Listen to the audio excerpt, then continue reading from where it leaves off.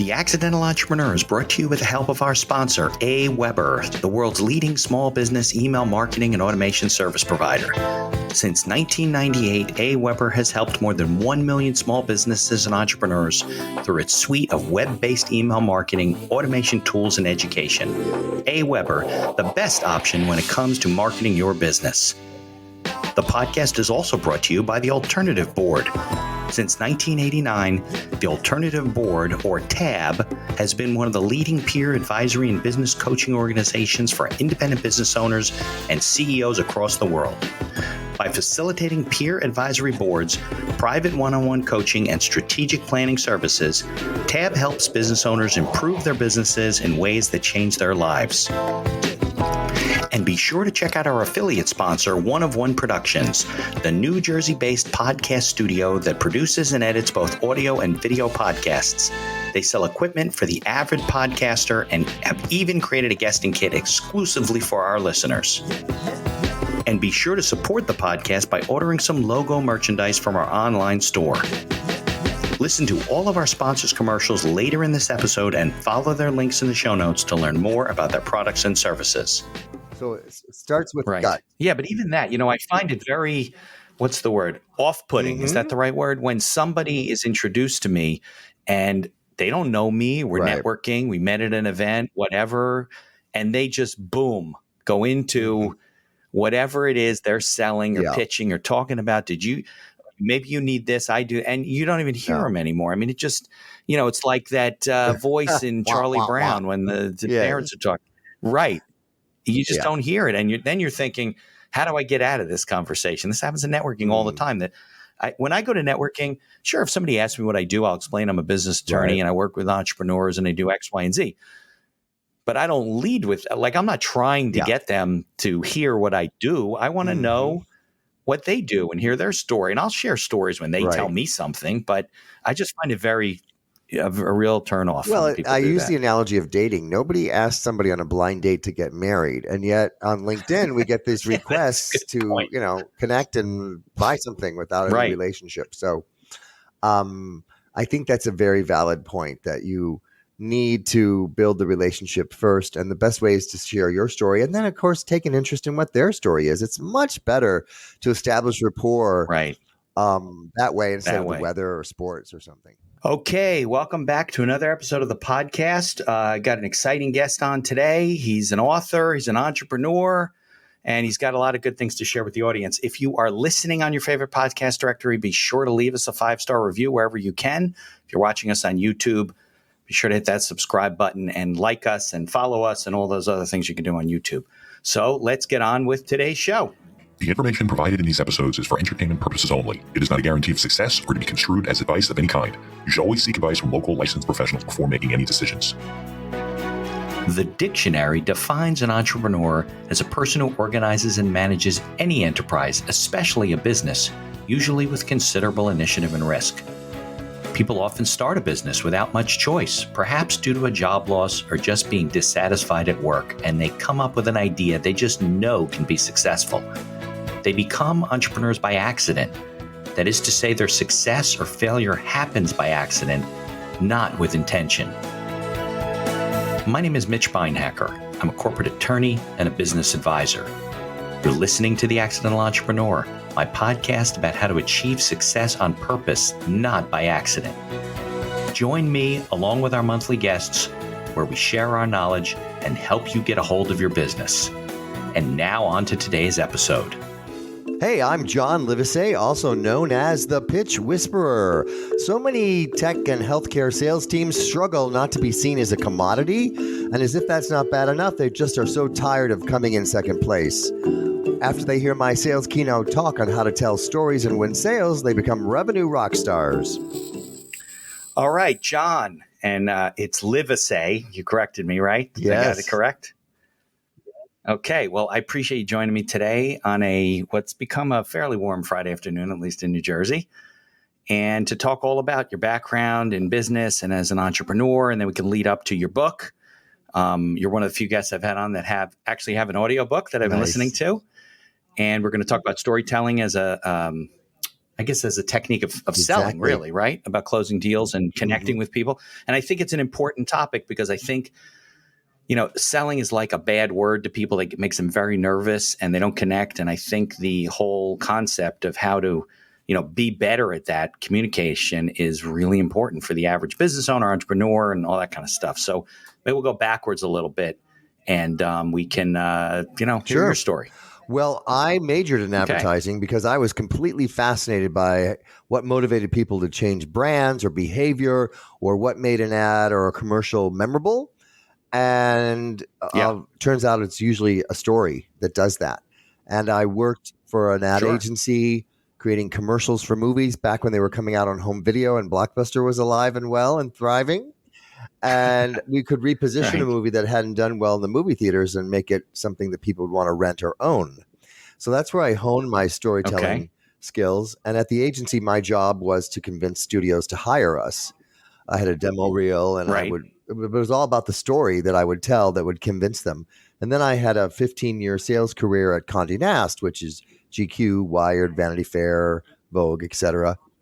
Sure. And big accounts like Lexus would say, we looked at 15 different brands. We've narrowed it down to 5, and we're going to pick 2. Right. And the 5 of you get to come in for 30 minutes and tell us why we should pick you, but don't talk about numbers. And half of the reps were a deer in headlights. And I realized that whoever told the best story about the marketing idea or what made this magazine's editorial resonate psychographically with the target audience would get the sale. And so I applied my storytelling skills to winning business. And that's what led me to having a speaking career where companies today are actively seeking out a new way of selling that isn't pushy and, in fact, prevents them from being so forgettable. Because if all you go in is talk about numbers, you're seen as a commodity and you're also forgettable. But if you tell a story that tugs at heartstrings, you have that emotional connection that people are looking for. Right. Yeah, and I think people don't want to be sold. They don't want to feel like you're trying to convince them that whatever you have is the best. They want to connect with you. They want to think that you're a real person and that you actually have empathy for them and all that kind of stuff. And you're right. A lot of people just get and maybe part of it's nerves or inexperience or whatever, but even some experienced salespeople, that's all they're taught to do. Go, make your pitch, talk about your stuff. And I even have a couple people that are raising money for companies. And I'm like, listen, they don't want to go through your pitch deck and look at every number that you've laid out because first of all, they're projections. And second of all, they want to know they're investing in you ultimately. You're the person who's going to execute this and they got to buy into your story, not what some fabricated numbers are. So I think that that's something that people really overlook. It's very true, Mitch. In fact, investors say they, invest in the jockey, not the horse, and you're the jockey and your idea is the horse. Yeah. And the best way to do that is your own story of origin. What motivated you to start this company? How did you get into this business? Why is it a passion point for you? Because that's what they're looking for, is a story about grit and passion, tenacity. And so instead of saying those words, if you can show it in a story, then they feel that it resonates with them. And then the second story you need to have is your company story. Even if it's just a one-person company, how'd you come up with the name? Sure. What is it? What are the values? What do you stand for? What's your culture? Yeah. And then finally, I have this technique where I turn a boring case study, which has been around for decades, into a case story. And it's much more memorable and pulls people into it. And you need multiple stories depending on who you're talking to. So if you think of your brain like a playlist or a jukebox, instead of a different song coming out, you need to have a different story. The story you tell an investor is very different than the story you tell a CEO of a potential client. And a lot of people make that mistake when they pitch an investor. They just give them the same pitch they do a client. An investor has different criteria. Right. So what was your journey? I mean, is it mostly in sales? Have you owned your own businesses before? And how did it develop? You obviously didn't write a book and start talking about being a storyteller right from the get-go. This took years and years and years. Well, my first entrepreneurial experience was as a young lad in the suburbs of Chicago, having a paper route back when people read newspapers. And I would have to go knocking on. Some people don't even know what a newspaper is. And I would have to go knock on doors to convince them to subscribe. And then I would be the one getting up at dawn to go deliver them. And then I have to go around at the end of the month and collect the money. So it was a full, experience of this is what it's like to have your own business. You do wear a lot of hats. Selling. Yeah, sure. And but I did have a corporate career, as I mentioned, at Condé Nast. And during that time, I wrote my first book, and the magazine was so supportive and launched book parties for me. And I ended up speaking to our advertisers' sales teams, whether it was a car company or a fashion company. And that's what launched my speaking career. And so for the last 10 years, I've been from the book to speaking. What was that book? It was called The 7 Most Powerful Selling Secrets. It was all about how to not take rejection personally and taking concepts of staying in the moment, not getting attached to outcomes. Got it. And so it's always been about sales and figuring out how to connect with people in a new way. Right. Yeah, because the old ways don't work. The old techniques. People see right through you. And you gotta be honest, then transparent and authentic, and transparent, and vulnerable, even empathetic. The empathy thing. Let's double down on that. I have a whole phrase about for people who want to take notes. Soft skills make you strong, and our brain goes, "Wait a minute, how can something soft make me strong?" That alone causes you to lean in a little bit. So I define soft skills as listening, empathy, and storytelling. When you start focusing as much time developing those 3 skills as you do your hard skills, whether you're an architect or a lawyer or tech person, then you will be successful as an entrepreneur. Right. Because we connect with people emotionally, right? I mean, so if we don't feel that emotional connection, we go with our gut. Maybe we shouldn't a lot of times, but we do. And what do they say? Decisions are made emotionally backed up by logic. Yes. So they need to know what you do and know a little bit about your product, but they don't want to spend all this time, just trying to make a decision that way. Because if they don't feel good about you, they're not going to trust you. Well, let's talk about that. The old way of doing it again is, you got to get people to know, like, and trust you. We've heard that 100 times. And the problem with that belief is the first part, no. Oh, you need to know about my company. Let me give you more facts. Let me send you one more email with a number. Do you know enough now to buy? Right.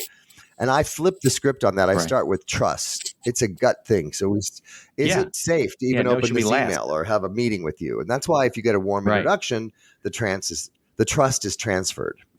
So it starts with gut. Yeah, but even that, I find it very, what's the word? Off-putting. Is that the right word? When somebody is introduced to me and they don't know me, we're networking, we met at an event, whatever, and they just, boom, go into whatever it is they're selling or pitching or talking about. Maybe you need this, I do. And you don't even hear them anymore. I mean, it just, it's like that voice in Charlie Brown when the parents are talking. Right. You just don't hear it. And then you're thinking, how do I get out of this conversation? This happens in networking all the time. When I go to networking, sure, if somebody asks me what I do, I'll explain I'm a business attorney and I work with entrepreneurs and I do X, Y, and Z.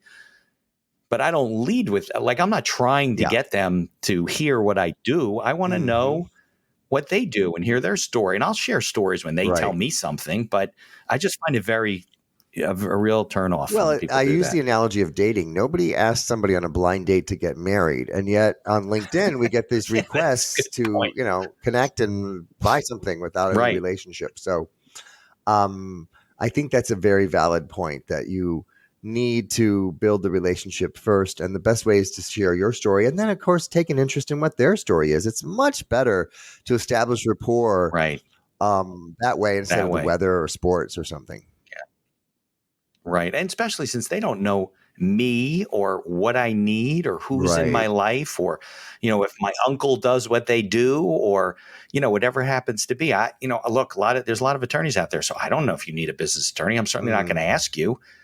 But if you have a question, something comes up, I always say, listen, if anything comes up, you have a question, please just send me an email. I'm happy to answer questions. But at the same token, you have to build that relationship. I don't, meet with clients and I'm already talking about, well, this is what it's going to cost if we did this and that. No, even as an ethical professional, I have to ask questions. Well, you're like a doctor. The doctor doesn't give you a prescription without asking you some questions about your medical history and what brought you in today. And I always not the ethical teach salespeople to think of yourself like a doctor. You've got to earn the right to ask some questions. But, if you go to a therapist, let's say, as couples counseling, and you say, we're having trouble in the bedroom. The spark is gone. That's called the presenting problem. The therapist will know that that's not the real issue. You think if we just get that back, everything will be good. there's something else going on. And so the therapist keeps asking more questions. And likely like, oh, trust got broken. My feelings got hurt. There's a lot of other reasons why the romantic spark is gone. So what I teach sales teams is when you're asking clients, what is your biggest challenge, your biggest pain point, whatever, what keeps you up at night? I also have them say this 2-word question after that. Anything else? And boy, does that open up other things that are really driving them nuts that aren't at the surface. And if you're the person asking anything else and getting more detailed to show more empathy for what they're struggling with, you're going to be the lawyer they hire, the architecture, the tech company they buy, or the person they hire, or the person they invest in. So I have an example of that if you'd like to hear. Yeah, I was working with Honeywell, and they make a fan that they sell for operating rooms. And they were talking about how fast the fans would spin and the particles in the air and all that tech stuff. And I said, let me ask you a question. What happens if the fan doesn't work properly? Because in order for a story to be meaningful, the stakes have to be high. We have to care about something. Right. And they said, well, the patients could get infected. That fan has to keep that room clean. Right. I said, great. That's a good problem to solve. Anything else? And this is pre-pandemic. And they said, well, actually, now that you ask, the doctors and nurses in that room are cutting people open. There's smoke from the laser and all this stuff. And so if that fan doesn't do its job, they'll get secondhand smoke damage. That's the story. Yeah. And we're no longer going to tell that story to purchasing people who just see fans as commodities. We're going to go to HR and say, this is the fan you need to keep your team safe and healthy. Right. And so a different story to the right person got them a lot more sales, all by saying anything else. Right. Yeah. Well, they don't want a fan. They want what it does. Right. Exactly. I apologize if there's some background music. There's some people on the other side of the wall, but if you can't hear it, it's probably being blocked out by the system. Okay. So what you just made me think of something that I wanted to ask you about. I know when it comes to like asking questions and stuff, right? As a professional, a lawyer, or even more so as a doctor, if you don't ask those questions, if you don't say, is there anything else and things like that, you may be doing something that's very detrimental to somebody. Like the worst thing that an attorney wants to hear is a client later on say, oh, by the way, and they tell you something that you hadn't asked and they didn't think was relevant, or they forgot to tell it is. And now you're like, boy, I wish I knew that 3 months ago. We would have done something Especially totally if you're going different. to court or something. Well, should we give some people some tips on how to have a good elevator story instead of an elevator pitch? I think that would be great. I think that's a huge thing. They go to a networking event and they're like, all right, you have 30 seconds. You go around the room, people vomit all over each other. And then you're like, it's either memorized or robotic or boring. One of those three things, the old elevator pitch. Right. And so I have all right. So if you're listening, take notes. If you're driving, pull over. 5-step easy process. I start with, how. Okay. Because that's how we talk to our friends. How this winter's been really cold or whatever. And then the second part is, and you describe who you help. And in my case, I said, a lot of salespeople in healthcare and tech. Then the third step is, what are they struggling with? Describe their pain point. The people that you're trying to help. The tech sales reps and healthcare sales reps are struggling. Use the word struggle, not to be seen as a commodity. And as if that's not bad enough, I stack another problem on it. They're seen as, they're tired of coming in second place when they pitch against competitors. Right. Then you introduce your solution. Yeah. I'm known as the pitch whisperer. I come in and I give a sales keynote on telling stories to win sales. And then the fifth step is, what is life like after? After people learn how to tell stories, they become revenue rock stars. In fact, one client just won 3 new business pitches in a row. Boom. God. And that's like, we're talking like 30 seconds, 45 seconds. And the whole goal of an elevator story is to intrigue people enough to go, that's interesting. Tell me more. What's a revenue rock star, or what's a pitch whisperer? It doesn't matter what they ask. I've planted some seeds to intrigue them. So in your particular case, you just want to open up the conversation, right? And you're going to stand out against the first 3 steps. You don't say anything about you. It's who you're helping and what their problem is, and getting it conversational. So if I was working with, what is it? WIIFM, what's in it for me? What's in it for me? So if I was, instead of you saying I'm a business attorney, you would say, you know how there are so many entrepreneurs out there struggling who have this problem, right, with to whatever, get their business set up legally, or getting whatever the problems are that they struggle with, sued, or their LLC isn't set up properly and it bites them in the butt when they try to sell the company, or whatever it is, right? So I come in as an expert that specializes in startups as a business attorney, and after working with me, these entrepreneurs have peace of mind, knowing that everything's set up not just for the present but for the long-term future of the company. That's excellent. So I'm going to put those 5 steps in the show notes so people can know. You know what? It's kind of like it's a better twist on, have you heard of feel, felt, found as Big a sound technique, handling right? objections. It's like a better, it's like a better approach to that because it really sets you up. And I think you're right. People need a structure because, okay, we're going to go around the room and introduce ourselves, and everybody's all over the board. Right. You don't have them, you can't remember them. One of them goes too long and then you can't remember everybody else. But if they follow that formula, life would be a lot simpler for everybody. It's all about telling a story that people see themselves in. So they be like, well, I don't have my own business, but my neighbor does, my friend does. And so they've told me what they're worrying about. And so they identify with the person in your story, and you're like Yoda or a Sherpa helping people climb Mount Everest, which could be a great analogy for, trying to start up a business. It's Mount Everest. You can do it by yourself and get lost and frustrated, or you can work with me, and I've helped thousands of on the mountain. entrepreneurs just like you get up the mountain much faster without all the headaches. It's funny. You talk about storytelling. I once saw I guess it was a motivational speech at a sales conference from a guy, and the name of the speech was called "The Right Mountain," and it was a story. It was obviously an analogy to his experience with his son. It was a story about his son and him, how they climbed. They climbed Mount Everest. He's not a regular climber, but they wanted to do this. It was something that they wanted to do. And he said they went to see this guy who runs these programs. And the first thing this guy says is, to disarm them, is, okay, let's start with a conversation. There are 3 ways you can die on Mount Everest. That was like the first thing the guy said. Got your attention. And it was all about, the right mountain and being on the right mountain at a particular day. Some days at work, you're just on the wrong mountain, and you got to get off the mountain and you got to go home and start over tomorrow. And that's fine too, right? Life's just beating the crap out of you. And I remember that whole analogy because it's shocking. I guess when you shock somebody, they remember things more clearly. But I love that. So people listening, I'm huge on networking, but I'm also like very impatient when I come to standing around in a room watching 50 people tell me all about what they do.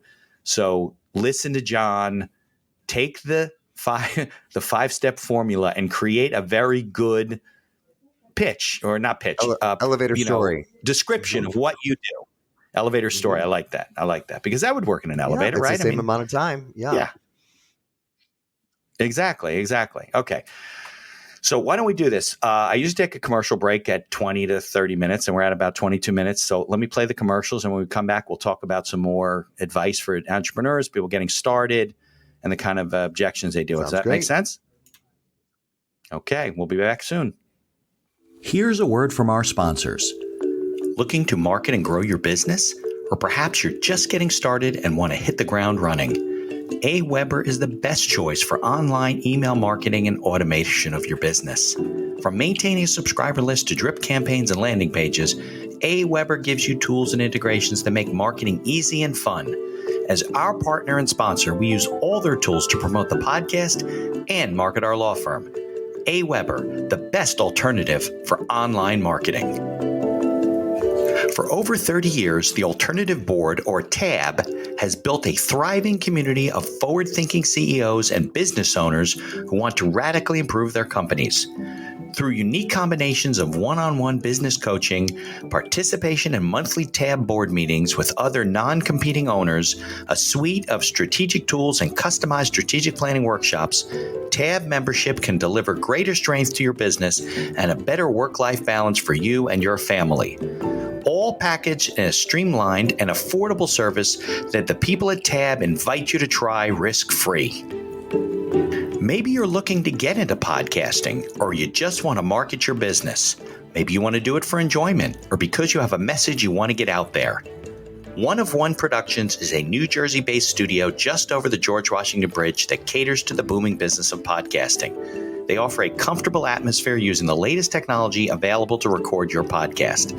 And they are a full-service media company offering both audio and video production services, creating both audio and video podcasts as well as video shorts for business and personal use. Professional audio equipment packages are available through their website for all budgets, and be sure to check out their podcast guesting kit, created especially for our listeners. Follow the link in the show notes to learn more about all of our sponsors. And now back to our show.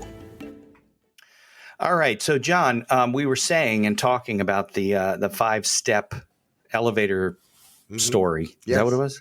Elevator story?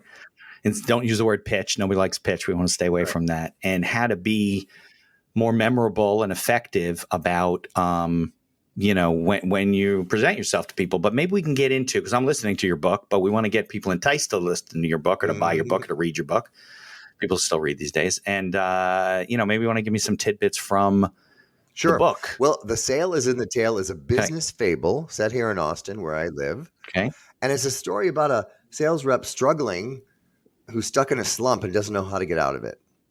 And the old way of pushing out facts and figures and memorizing everything is just not doing it anymore. And he meets someone who helps him learn how to tell stories. And it helps him not only go from possibly being fired to getting promoted, and then actually helps him in his personal life. And at the end of the book is a methodology on exactly how to tell all the different kinds of stories, whether it's an elevator story, your own story of origin, or a case story. Yeah. I told you that when we talked the first time. I'm a big fan of books that are written like that. The Ken Blanchard series books, and one of my favorite books is A Referral of a Lifetime, which is a story. And you turned me on to Getting Naked, which is another fable story, because the other ones are just boring. I can't read people telling me technically what I should be doing. That's not life. It just doesn't resonate. A story about storytelling, a good fable. I have people emailing me going, "Oh, I thought Ben and so were going to get together," and I'm like, it wasn't that kind of book. But the fact that they cared enough about the characters makes me happy that they were involved in the story. Right. But I like that you did the audio version and you read it yourself. Yes. That takes a lot of commitment to do, because you don't do it in one sitting, right? It must have been hours in the studio. 3 different sessions, each one about 2 hours. And then there was another session where they call it a pickup, where you go in and restate something you mispronounced. Clean things up. And It must be exhausting, though, to read for 2 hours. Well, you got to keep your energy up. Speaking, and you got to change your voice, especially if you're playing different characters. So it was a lot of fun. I liked it. Right. In your case. Right. Exactly. Well, even when you're reading, your voice inflection should change. I mean, you because people are going to turn it off. Your voice is like a musical instrument. And they're not going to. It needs to be, music's not at the same sound volume, and there's pauses and silence. And I really teach people how confident people are, in fact, comfortable with pauses. Like when I was on television, and they would say, "What makes a good pitch?" I go, "Oh, it's clear, concise, and compelling." And then I watched the footage back with my media coach, and he said, "I know you're on live TV, and I know you're nervous because your adrenaline's going, but you need to pause between those 3 words for people to digest it." And so the technique is you say the word to yourself silently. So a good pitch is clear, concise, and compelling. So it sounds like this. A good pitch is clear, concise, and compelling. And then I knew very, very early on when I started public speaking, and even with what I do here, you really have to slow down your audience. It's, what it's equivalent to? It's like when you get your first video camera, right? And you're videoing your trip and you're just taking clips of things, and then you get back and you watch it and you can't even watch it. You have to video things, and, because your mind is so fast, you have to video things slowly and do like a, 8, 10 minutes, 5 minutes, whatever. You can't just like turn on for 30 seconds. It's going to be a blip. And I think that's people don't realize, but a lot of it has to do with nerves and practice and, getting comfortable within your own skin and not, Like don't listen to I think people do that. They listen to themselves and they're like, oh my God, I sound terrible. What am I saying? And they don't realize what they're saying or what their mannerisms are, or, they're rubbing their head, they're picking their ear. I don't know what it is.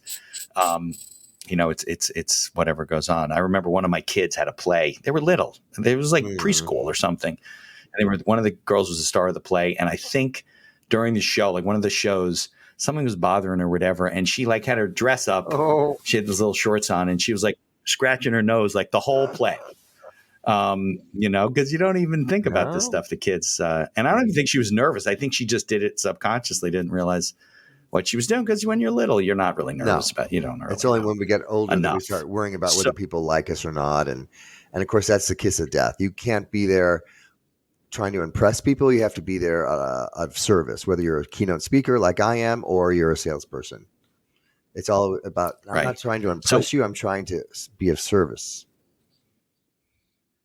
Yeah. I mean, if you think you're trying to impress somebody, it just puts more pressure on you and you're just going to appear nervous. And then you make other people, it's not even like you getting nervous that you don't realize you're making other people nervous because they're thinking, oh my God, I'm glad I'm not up there. I feel so bad for him. And they don't hear anything that you're saying. Going back to the dating analogy, right? If you're trying to impress somebody, you're trying too hard. Just relax, be yourself. And if it's a fit, it's a fit. If it's because not, it's you know not. what? You can't. Yeah. And you're not going to keep that up for the rest of your life anyway. So you might as well just be who you are. I remember I had a friend of mine, later got married. I think they're still together. But I think when I met him, I said, how long have you been dating such and such? Oh, like about 8 or 9 years. I'm like, 8. And, we're in our 20s, late 20s. 8 or 9 years. Are you going to get married? Yeah, someday. I just want to be sure that, we're I was like, listen, if she's putting on a show for you for 9 years, she's going to do it for the rest of your life. So, like make a decision already. And eventually they got married. So the story in the book, right? The fable, give us a little flavor of what the story is. And is it from personal like experience, like things that you went through and you extrapolated it's fictionalized from a lot of my own experiences of having a bad boss, for example. Okay. It's like dramatic nonfiction. Yes. And how you have to rise above that and not take that feedback personally. Rejection in general, whether it's from your boss or a client, is a thing we all struggle with. And so I figured if I could show that in a story of how you learn to become a little more resilient. And one of the key takeaways people are loving from the book is this concept of 5-5-5. So you think of yourself like the movie director of your own life. And if somebody cuts you off in traffic, you say, is this going to bug me for 5 minutes or am I going to obsess about it forever? So I say, ask yourself, will this matter in 5 minutes, 5 hours, or 5 days from now? And it's an easy to remember and an easy to use technique. And it helps us become more resilient so that when the next potential client calls or is in front of us, we're not holding on to the past negativity. Right. So I have teams now telling me, we worked so hard on this project, we didn't get it. Normally we'd be talking about it for a couple of weeks and we decided to 5-5-5 it. We said, okay, we can complain about this for 5 hours and then we're not going to talk about it ever again. Right. Well, it's like road rage, you're like giving parts of your life away for things that don't matter. And you and I both know that 99 times out of 100, the rejection is not about you. Right. We all tend to take that personally. We reject ourselves. I guess somebody else could have gotten a yes. Right. I must be bad. Or maybe I'm selling something that's not good. Right. So don't do that to yourself. I used to do that to myself when I'd get a no. I'd reject myself. I reject what I. Yeah. Beat yourself up. It's just no now doesn't mean no forever. And you don't have to get a yes from everyone you speak to either. It's like in baseball, they don't hit a home run every time and yet they're considered not even close. So what a good hitter is 300, 3 out of 10. So just adjust your judgment. I think that well, I mean, look, sometimes it's maybe you're not communicating things well and they didn't realize the benefit that you get or why it's, you got to work on that. But for the most part, I think it's not, people should just have a little bit more confidence in what they do and not beat them. Because like you said, it doesn't serve any purpose for you to beat yourself up over a lost sale because first of all, you can't salvage it. And second of all, you just feel like crap and there's no reason to feel like crap. You got to go on the next The old thing. way of selling is that always be closing. pushing. And I reframed it to ABK, which is always be kind, starting with the way you talk to yourself. And, right.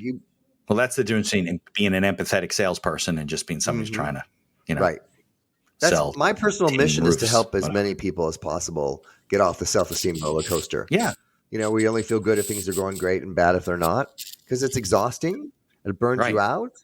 And once we can let go of something outside of ourselves determining our self-esteem in the moment, then we're free of reacting to everything with such, dramatic impact. It's like, oh, that didn't happen. All right. Doesn't mean I'm bad. Doesn't mean I'm not, what I have isn't good. It just means that was a no now. And then also you're not so attached to needing the feedback, because if you're constantly looking for positive feedback, that's kind of a bottomless pit. It's never good enough if you haven't given yourself enough of a sense of, this is my purpose, this is my mission. I know it's making an impact. I don't need other people to constantly be telling me how great I am in order to feel great. I already come from a place of I'm enough. And from that standpoint, you're not attached to the outcome. Yeah. So is that, and I know we've touched on this already, but is that some of the common mistakes that you see people make, or the traps they're falling into? Maybe we can go over some more of those. Well, let's go back to the 3 C's. People can say, oh yeah, I do that. So the big mistakes in storytelling is it's not clear. You're confusing people with a bunch of acronyms. And the confused mind, we know, always says no. Big time. Right? And they're not going to tell you they're confused. Especially in technical professions, The second mistake Lawyers I see people making is it's not a concise story. It goes on, it rambles, people are bored. And I teach people how to tell a story that isn't rambling. And because here's why you need your story to be concise, so that people can remember it and repeat it. Yeah. The meeting after meeting, a client hears 3 pitches and then they have another meeting and they go, well, what'd you think? They all sound the same. I guess we should go with the cheapest. That's not what anybody wants. Yeah. But if you've told a story that's concise, they can go, Mitch told us the story of another client he helped, and then they repeat it. That sounds a lot like us. Let's go with Mitch. And then the third part is compelling. The stakes have to be high. There has to be some emotion to it for us to feel something, or we don't care what happens in the story.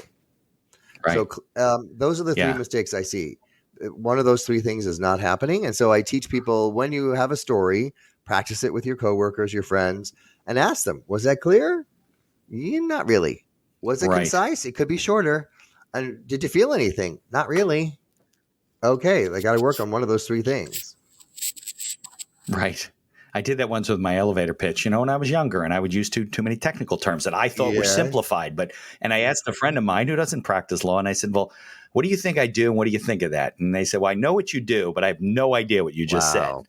And I learned I'm probably still certain a little too technical to certain things I don't know how to simplify. But I remember a story. Now that we're doing storytelling today, it reminds me of things. My father, who I miss very much, passed away in December. He was in the life insurance business since 1965. And I went to all of these fantastic, sales conference, $1 million round table, top of the table, the ones in Washington and everything. And I remember a guy, life insurance salesman, maybe he was a lawyer too. And he was explaining how he tells clients what estate planning is, right? And why you need, in this case, life insurance or money, let's say, to pay your estate taxes. And he reaches into his lapel pocket and he takes out a lollipop, a Tootsie Pop. And he said to the group, now, does anybody know what this is and why it's different than a lollipop? And somebody said, yeah, well, that's a Tootsie Pop. And somebody says, well, what's the difference? Or he said, well, what's the difference? Somebody said, well, it's got the soft center. So he drew on the board this lollipop and he said, your estate is the hard outer shell of with your assets, right? Those are your boat, your car, your house, all these things. And when you die, and this was a time when estate taxes were, 50%. Now we have a threshold that's much higher, but it's still 50%. The IRS, right, comes and lops off the top of the lollipop and takes half of the lollipop, and everybody's shaking their head. He goes, no, that is not what happens. What they do is they suck out the Tootsie Pop, the soft center. They don't want your car and your boat and your hard assets. They want your cash, and it's your cash that supports the whole estate. Now, he said one of the great things about this story is that my customer, my client, takes the lollipop. I give him the lollipop, and he puts it in his lapel. Now, this was a little bit chauvinistic and a little bit before, because he was saying the husband goes home, but the spouse goes home with the lollipop, and his wife is now putting his coat away, or I don't know, whatever, and pulls out the lollipop and says to the husband, Where'd you get this lollipop? And he says, honey, it's not a lollipop, it's Tootsie Pop. And can tell the whole story of what estate planning is and why they should have cash available when he dies. It's probably the best, simplest clear, story that I've ever compelling. heard about how to describe it. All of those things. Yeah. And that's what makes us feel something. Yeah. And also there's a villain in the story. It's the IRS, right? The stakes are high. Right. Right. And by the way, I heard that story 25 years ago. I can still remember it and tell you the story today because it was exactly. So if the lesson today is, create stories around your business and what you do and how to relate with people. And it doesn't always have to be about your business, right? It could just be stories about what you have experienced in life that you want to share with somebody. And, you'll get a lot farther and be much more memorable, because isn't the end of the day, that's just what we're all trying to be, right? Remembered. Yes. And, we process stories in a different part of our brain than we do numbers. You can. I'm not surprised. Right brain, left brain, right? You can remember the lyrics to a song, but you probably can't remember the first 5 pages of a book word for word, right? It's just right. You wouldn't remember the lyrics if they were just written down on a piece of paper with no music. Exactly. And the same thing with the story. You're going on a journey. Yeah, absolutely. Well, I can't tell you enough how much I appreciate you coming on and sharing, the whole concept, because, one of my pet peeves is, I have a lot of pet peeves with business owners. They don't write business plans, they don't put things in writing, all this kind of stuff, but their inability to sell whatever it is they're offering, or their unwillingness to even recognize that that's what they do, because we all sell, right? Is frustrating. And when you have somebody who says, hey, here's a different twist on it, here's something that'll make you more comfortable. At the end of the day, it's not that you don't sell, it's that you have to figure out how to be comfortable with what it is that you're telling people about that you want to charge them for, right? And you never want to say that. And that's what I think is really special about what it is you're doing and saying and the message that you're putting out there. So the book, right, is available on, it's right behind you, isn't it? Yeah. The Sale is in the Tail. Amazon, right? Amazon, or anywhere you buy books, Audible. Or Audible. Right. And what's a good way for people to connect with you, learn from you? Is there a website? My website is my name, johnlivesay.com. If you take out your phone and text the word pitch, PITCH, to 66866, you get the first chapter for free. And people love 66866. Okay, I'll put that in the show notes too. The word pitch, PITCH, and that's a fun way to get the first chapter, to see if you want to find out what happens next. And if you can't remember any of that, just go to Google the Pitch Whisperer, and all my content shows up that way. Excellent. Well, I think I hear a podcast miniseries in that book. I think you should create like a podcast that people can digest parts of the book. Thanks. Or maybe an expansion of the book, right? Mm-hmm. The next edition should be a podcast. I think that's a great way to promote it. And are you on LinkedIn also? I'm on LinkedIn as well, and Instagram at The Pitch Whisperer, and LinkedIn has video clips of me speaking. So if anybody's interested in having me come at a sales kickoff meeting as a speaker, you can see some of the stories and some of the demos and the audience reactions and responsiveness and how it impacts people's culture. Thank you for listening to this episode of The Accidental Entrepreneur. Opening and closing music written and performed by Howie Moskovich and made to order music. For information about Howie and his music services, please follow the link in our show notes. If you like the podcast, please tell others about us. You can find us on Apple Podcasts, on Amazon Music, Spotify, Google Podcasts, and most of the other podcast directories. If you like what you hear, please leave us a 5-star review and feel free to share our episodes on social media. If you have any questions or comments, ideas for the show, or you'd even like to appear as a guest, reach out to us by email at info@beinhackerlaw.com. The Accidental Entrepreneur is hosted by Mitch Beinhacker and produced by Beinhacker Law. If you'd like to learn more about our business and legal services, you can find us on social media or visit our website at beinhackerlaw.com. Thanks for listening, and be sure to subscribe to our feed to be notified of all future episodes.